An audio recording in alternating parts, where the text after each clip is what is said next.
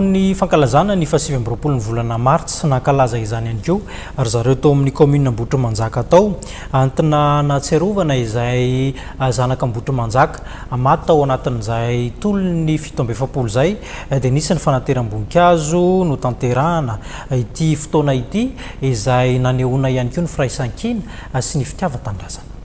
Manjaka moa dia mahafinaritra satria vanim-potoana lehibe anankiray eo izay mampihetsika ny ampoan'ny vahoaka malagasy ary singanina manokana ny commune Ambohitrimanjaka ny vahoaka Ambohitrimanjaka izay sonay tena fa nahafinaritra tokoa ny firaisan-kina ary izany indrindra koa moa ny hafatra hoe nampitaina azy hoe itsika tsy velona anao tantara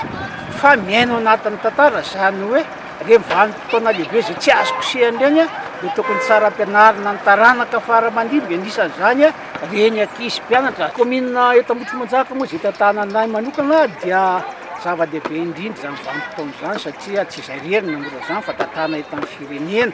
Manakoako tokoa izany raha eto aloha androany satria hita tao ireo ilay karazan'olona na ny tokom-pivavahana ary tonga nanatrika an'izany. Raha ny fandaharam-potoana ataona dia ny fametrahana voalohany indrindra fananganan-tsaina ny fomba mahazatra dia avy eo fametrahana rifezam-boninkazo mba ho fahatsiarivana ireo mahery fo amin'ny firenena izay zanaka Ambohitrimanjaka herindrindra ary tsara hotraivina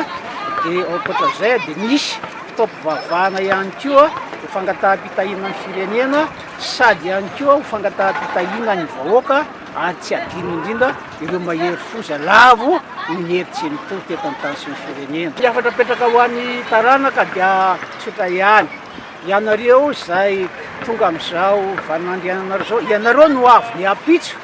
fa ataontsika efa nily miampita ihany izao fampianarana nataovanay ray aman-dreny fa ianareo ankizy izay ho tompon'ny ampitso dia tokony halala mihitsy izany hoe tantara firenena izany satria ny olona tsy mahalala ny tantaran'ny firenena na ny tantara nisy azy dia anisan'ny olona very indrindra. Ary izany indrindra no mamatimatesana sy nahatonga anay hiantso hoe mba nitongava daholo mba hiara afantatra izany tantara.